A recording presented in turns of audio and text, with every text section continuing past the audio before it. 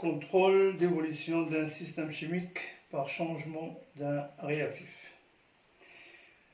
Alors, vous vous rappelez, lorsqu'on a étudié la réaction d'estérification-hydrolyse, je le rappelle ici l'équation, c'est la réaction entre un acide carboxylique, un alcool, ça donne un ester plus une molécule d'eau. On a dit que cette réaction n'est pas totale, elle est limitée et elle est lente. Elle est limitée parce que, tout simplement, dans le sens inverse, il peut y avoir hydrolyse de l'ester par l'eau qui est synthétisée. Eh bien, on a discuté comment rendre cette réaction totale dans un sens et comment rendre cette réaction plus rapide. Alors, pour rendre plus rapide, on a vu qu'il suffit d'agir sur les facteurs cinétiques, augmenter la température, ajouter un catalyseur. Pour augmenter le rendement, c'est-à-dire rendre la réaction mieux déplacée dans un des deux sens, eh bien, il suffit, par exemple, si on veut qu'elle soit totale dans le sens 1, d'agir avec un excès de l'un des réactifs ou de supprimer l'un des produits de la réaction. Souvent, c'est l'eau qu'on supprime en ajoutant des substances déshydratantes, c'est-à-dire qui absorbent de l'eau. Dans cette leçon, on va voir comment contrôler l'évolution de ce système chimique par une autre technique qui est plus efficace, c'est par changement d'un réactif. Alors, du moment qu'il y a deux réactions, c'est-à-dire on va parler de contrôle dans le sens 1, comment contrôler la réaction dans le sens 1, la rendre plus totale dans le sens 1, et on va discuter également comment la contrôler dans le sens 2. Alors, pour la contrôler dans le sens 1, on va changer un des deux réactifs, lequel? Est-ce que c'est l'alcool ou c'est l'acide? Eh bien, c'est l'acide qu'on doit changer. À la place de l'acide, on va placer un autre composé oxygéné qui va réagir avec l'alcool et donner l'ester, mais avec un rendement meilleur. Eh bien, c'est la synthèse d'ester à partir d'anhydride d'acide. Eh bien, ce composé oxygéné qui va remplacer l'acide, c'est ce qu'on appelle l'anhydride d'acide. C'est tout simplement un dérivé d'acide.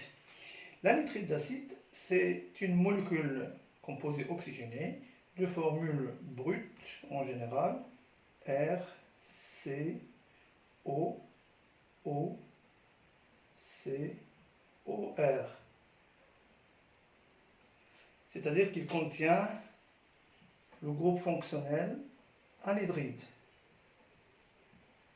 C'est doublement lié à un oxygène, simplement lié avec un oxygène, simplement lié avec un groupe, un carbonyle, et un tiré, c'est-à-dire que ceci, ça caractérise les anhydrides. Eh bien, suivant ce qui est attaché à gauche à droite, s'il s'agit du même radical, on va parler d'anhydride symétrique.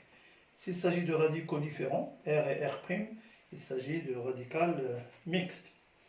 Alors, comment on obtient? Bon, de toute façon, ce n'est pas notre problème ici, dans cette leçon, mais quand même, on peut dire que pour obtenir l'anhydride, eh bien, il suffit de chauffer l'acide, c'est-à-dire, si vous avez ici une molécule d'acide identique, donc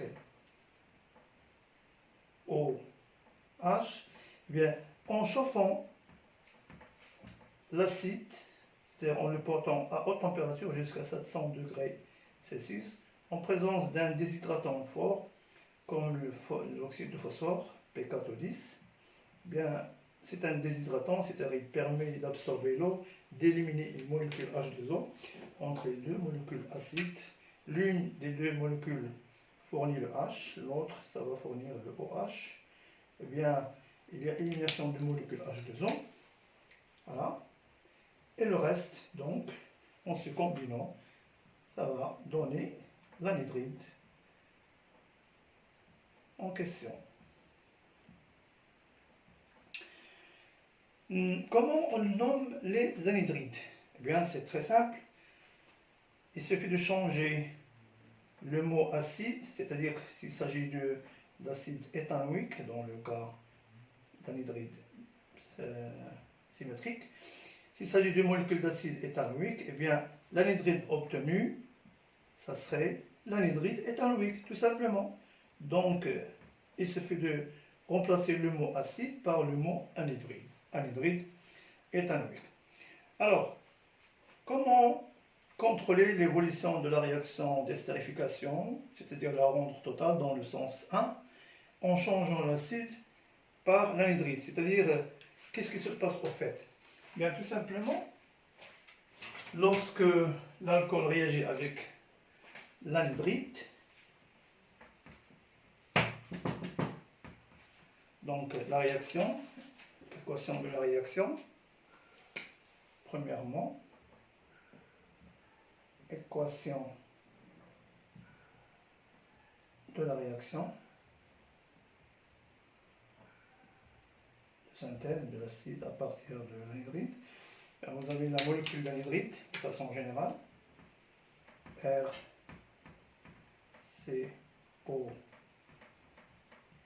COR. Faites agir l'alcool, eh bien, il va y avoir rupture, que ce soit là ou là, pour donner donc l'ester en question, RCOO, avec le R', ça va donner l'ester, mais le reste, le OH se fixe sur la partie qui reste, ça va donner donc l'acide carboxylique correspondant. Bien, la réaction ne peut plus se passer en sens inverse, tout simplement parce que au lieu de synthétiser une molécule H2O, former une molécule H2O, bien, la molécule supplémentaire, c'est une molécule acide qui ne peut pas hydrolyser l'ester. Eh bien, ça bloque le sens inverse et la réaction d'estérification devient pratiquement totale dans ce sens. Donc, on a pu contrôler l'évolution du système en changeant un réactif par un autre qui est plus efficace que lui, plus actif. Pour illustrer ceci, on va prendre un exemple très rencontré dans les exercices, c'est la synthèse de l'aspirine. Donc, application,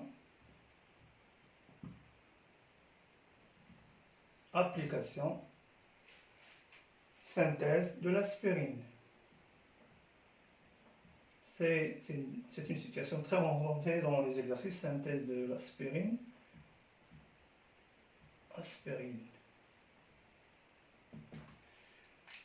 Bon, alors, pour synthétiser l'aspirine, le produit de base, c'est l'acide salicylique. L'acide salicylique, c'est une molécule qui a un radical, le squelette ou la molécule du benzène. La molécule du benzène, c'est une molécule aromatique. Si on branche un radical, un groupe COOH, on obtient l'acide benzoïque, déjà rencontré en chimie minérale. Et si on branche un hydroxyle en position alpha, en position 2 par rapport à ce carbone, on obtient l'acide hydroxyde 2 benzoïque, ou connu sous le nom d'acide salicylique. Donc, acide salicylique.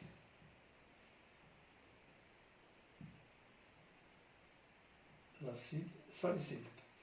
Alors, si on fait réagir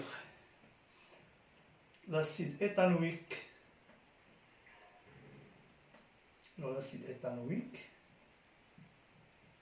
CH3COOH, eh bien, on va réaliser une réaction d'estérification normale. Alcool plus acide, bon, cette molécule acide ne va pas réagir avec la partie acide, il va s'orienter sur le côté alcool. Eh bien, on va synthétiser une molécule dite acide acétylsalicylique. La voici donc.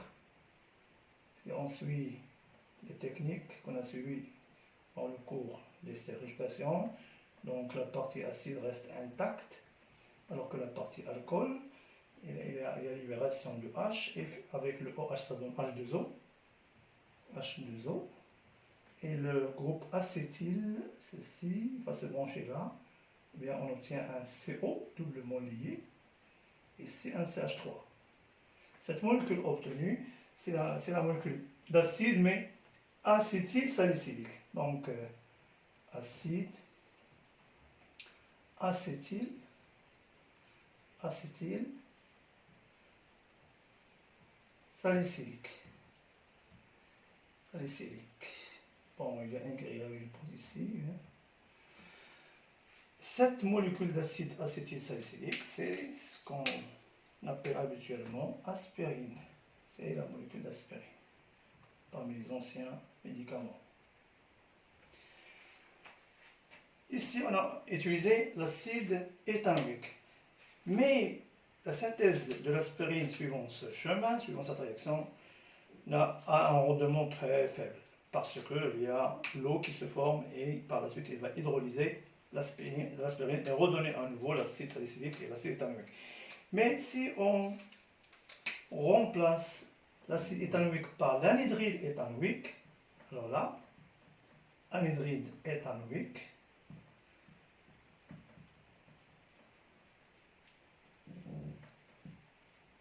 l'anhydride éthanoïque, eh bien, il va se former comme corps secondaire l'acide éthanoïque, qui est incapable donc d'hydrolyser l'aspirine, et on va rendre la réaction totale dans un seul sens, c'est-à-dire on a pu contrôler l'évolution du système chimique par changement de réactif. Alors maintenant, on va discuter un petit peu le contrôle d'évolution du système dans le sens d'hydrolyse. C'est-à-dire, si on veut hydrolyser un ester, eh bien, si on a juste de l'eau, l'hydrolyse se fait de façon lente et limitée. Mais si on change, si on remplace l'eau par un réactif plus performant, eh bien, on peut rendre la réaction totale. Le réactif qui va prendre la place de l'eau, eh bien, tout simplement, c'est des ions hydroxydes qui sont donnés, assurés par les solutions basiques fortes, les solutions de base fortes comme hydroxyde de sodium ou hydroxyde de potassium.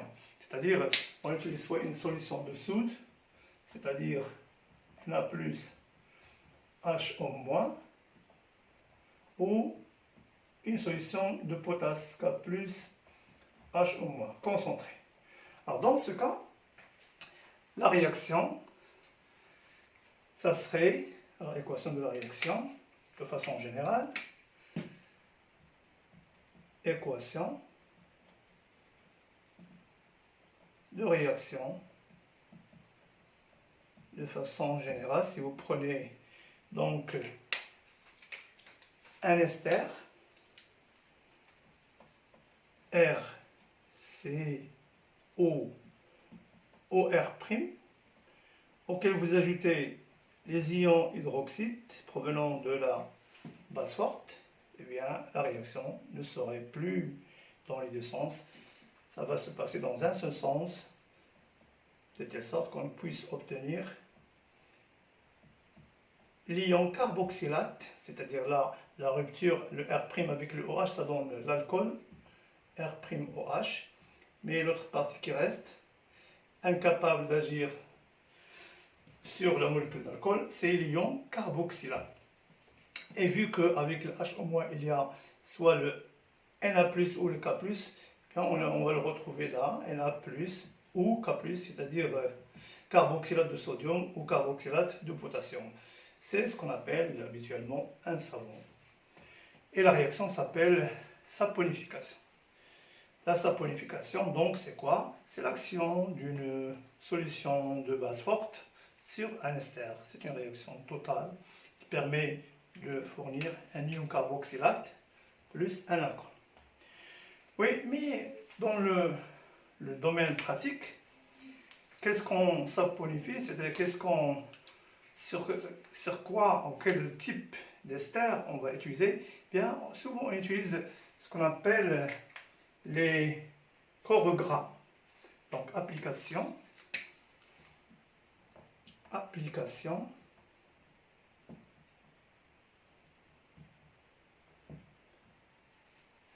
saponification des corps gras. Saponification des corps Alors, c'est quoi les corps gras? Les corps gras, en général, c'est des triglycérides. Les triglycérides, c'est des esters obtenus par action d'un acide gras sur le glycérol. Le glycérol, c'est un alcool à 3 fonctions alcool. C'est l'alcool de formule CH2OH, CHOH, CH2OH. Alors, cet alcool, si on fait agir une molécule d'acide gras, encore une molécule qui est nouvelle pour nous, un acide gras, c'est quoi? Tout simplement, c'est un acide carboxylique, mais à chaîne très longue en général. Le nombre de carbone, il est pair, il n'est pas impair, il est pair, compris entre 4 et 22, sans ramification, c'est-à-dire la chaîne, elle est linéaire. Alors, le plus simple des acides gras, c'est l'acide butanoïque ou butyrique. Souvent, les acides gras utilisés, c'est des acides dont le nombre de carbone est supérieur ou égal à 10. Par exemple, si je prends le cas de l'acide oléique, c'est l'acide qui se trouve dans l'huile d'olive, c'est l'acide de formule C17H33, COOH. Bien, la formule semi-développée, si vous voulez, c'est CH3, CH2, 7 fois, CH doublement lié CH, CH2, 7 fois, COOH. Alors si vous comptez, 7 carbone et 7 ça fait 14, 15, 16, 17. En effet, 17. 7 fois 2, 14, 7 fois 2, 14, 14 et 14, 28, 29, 30, 33. C'est bon, c'est 17H33. Et la formule, plutôt le groupe fonctionnel acide, en tête, c'est OOH. Bien, vous pouvez constater que cette molécule d'acide oléique contient une doublaison centrale, c'est-à-dire entre le carbone numéro 9 et le carbone numéro 10. C'est un acide qui est insaturé. On peut le saturer en ajoutant une molécule H2, c'est ce qu'on appelle la réaction d'hydrogénation. Si vous hydrogénez l'acide oléique, eh bien, on va obtenir un autre acide, c'est l'acide stéarique, c'est C17H35. Celui-là, il est saturé. Donc, c'est deux exemples d'acides gras. Il y a également l'acide palmitique, etc. Donc, stéarique, etc. Bon, on va prendre, souvent dans les exercices, on rencontre l'acide oléique. Alors, je vais remplacer C17H33 par un radical. Alors, si vous avez un radical R qui correspond à un radical dont le nombre de carbone est pair, et impair pour qu'avec C ça devient pair, eh bien, cette molécule d'acide gras, du moment qu'il y a 3 fonctions alcool, avec le glycérol comme alcool, ou appelé aussi le 1, 2, 3, c'est propane. Les 3 fonctions sont placées sur des carbones différents, donc 1,2,3 triol. Donc, avec le propane 1, 2, 3 triol ou le glycérol, on ajoute un acide gras, eh bien, on va obtenir un triester. Un triester de formule générale, ceci. C'est-à-dire, on va estérifier les 3 fonctions alcool. Alors, H et OH, ça devient H2O. Eh bien, on a 3 fonctions, donc on va obtenir 3 molécules H2O. Et là, on va se brancher donc un O, C doublement lié, R, O, C doublement lié, R, O, C doublement lié, R. Eh bien, ceci, c'est ce qu'on appelle un corps gras. Ça, c'est le corps gras. C'est un triglycéride. Triglycéride, eh bien, on l'appelle souvent par le nom de l'acide correspondant en ajoutant un suffixe in. Donc, c'est l'oléine. Oléine. Acide oléique. L'oléine ou, de façon générale, un corps gras. Un triglycéride. C'est un triglycéride. Bon, Alors bien sûr, si ici il s'agit de C17H33, donc ça serait C17H33, C17H33, C17H33. Maintenant, on peut le nommer. Il s'agissait d'acide oléique, donc acide oléique, eh bien, c'est l'oléine. Donc, l'oléine comme corps gras, si on fait agir une base forte, c'est-à-dire l'ion hydroxyde sur l'oléine, on peut synthétiser un savon. Bon, alors, je vais écrire la réaction de façon générale. Équation de saponification. Le corps gras en question, c'est H2O, CO, C17H33, CHOO, C17H33, CH2O, CO, C17H33. On fait agir la soude ou la potasse, c'est-à-dire des ions hydroxyde, ion qui a 3 fonctions ester, donc il nous faut 3 ici, le coefficient 3, donc 3 ions hydroxyde. Alors la réaction sera totale, il va nous libérer le glycérol, le propantriol, c'est-à-dire il va nous libérer l'alcool en question, CHOH, et le reste c'est quoi? Vous aurez donc 3 molécules, ion carboxylate, on commence par écrire C17H33, CO, O-, et ça serait le Na+, ou le K+. Bien, 3 fois la molécule, l'ion carboxylate. Alors, du moment ici qu'il s'agit d'acide oléique de base, ce serait l'ion oléate. Non, carboxylate, c'est donc oléate. Oléate de sodium, s'il s'agit de Na+, c'est un savon dur.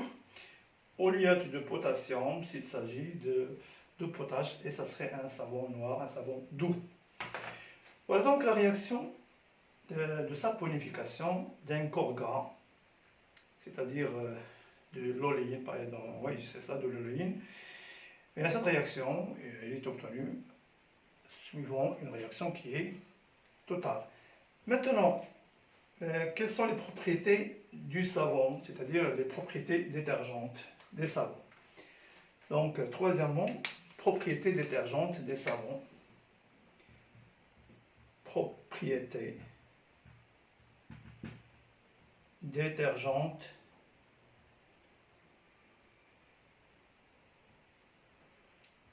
du savon. Alors, vous pouvez constater que l'entité savon, il est constitué de 2 parties. Une partie organique et une partie minérale, que je peux donc représenter de la manière suivante. Une tête qui est ionique, je vais la représenter comme ça. Donc, CO-, c'est la partie ionique, c'est une tête polaire, c'est-à-dire il peut être entouré par des molécules H2O et par la suite il peut être dissous dans une solution aqueuse. Et une partie qui est organique, c'est le squelette carboné, constitué par la chaîne carbonée plus ou moins longue suivant le détergent. Alors si on prend notre exemple, ici il y a 17 carbones, c'est-à-dire il faut compter 1, 2, 3, 4, 5, 6, 7, 8, 9, 10, 11, 12, 13, 14, 15, 16 et 17. Voilà donc, alors il y a l'entité savon, il est constitué de 2 parties. Une partie dite tête ionique, donc ça c'est une tête ionique. tête ionique qui est polaire. Elle est polaire. Eh bien, du moment qu'elle est polaire, il est hydrophile, c'est-à-dire capable d'être dissous dans l'eau. Hydrophile. Hydrophile. C'est-à-dire il aime l'eau. Donc, il n'aime pas les huiles, il n'aime pas les produits organiques, donc on dit les lipides, c'est-à-dire on dit lipophobe. Donc, lipophobe. Lipophobe. L'autre partie, c'est la partie chaîne carbonée. Alors, la chaîne carbonée, la chaîne carbonée, alors cette chaîne, il est hydrophobe. Donc, hydrophobe, c'est-à-dire il aime les lipides. C'est pourquoi donc il sert d'enlever les taches lipides des tissus, mais il est lipophile. Il n'aime pas l'eau. Lipophile. Donc la partie tête ionique, elle est polaire, celle-là, elle est apolaire. Apolaire, c'est-à-dire il n'est pas polaire. Alors, comment ça fonctionne? Eh bien, si le comportement du savon en solution aqueuse, lorsque l'on prépare de l'eau savonneuse, le savon se solubilise dans l'eau grâce aux propriétés hydrophiles du groupe carboxylate. Là. Eh bien, les chaînes carbonées sont hydrophobes. Ils vont s'orienter donc vers l'air ou les unes vers les autres. C'est-à-dire, si on considère un récipient qui contient de l'eau savonneuse, eh bien, vous aurez deux façons de se comporter. Première façon, les parties qui sont polaires, ils vont se mettre dedans, comme ceci, dans l'eau. Et les parties apolaires, ils vont se mettre à l'extérieur en formant, en quelque sorte, un film, une pellicule savonneuse à la surface de l'eau. Ou bien, si ils plongent dans l'eau, eh bien, les parties hydrophiles entourent les parties hydrophobes en formant ce qu'on appelle les micelles. C'est-à-dire vous aurez une agglomération de ce genre. C'est des moins, partie ionique. À l'intérieur, il y a les flagelles, il y a les parties organiques à l'intérieur qui ne sont pas mouillées, si vous voulez. Et ça forme ce qu'on appelle une micelle. Micelle, c'est des micelles. Alors, comment ça fonctionne, ces entités savon? Bien, si vous avez une eau savonneuse dans laquelle il y a un tissu qui contient des taches, alors des taches, des graisses par exemple, eh bien, qu'est-ce qui se passe? Du moment que les graisses, c'est organique, c'est les micelles qui vont s'éclater sur les graisses et ils vont faire dissoudre la partie graisse dans la partie carbonée, c'est-à-dire vous aurez quelque chose comme ça, et entouré des têtes hydrophiles.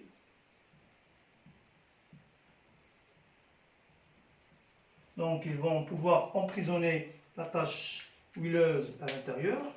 Et du moment que les parties négatives sont entourées par soit des ions plus ou des ions K+, donc il y aurait interaction, c'est-à-dire expulsion, répulsion entre les micelles et par la suite ils peuvent détacher donc les graisses et participer donc à la propreté du tissu.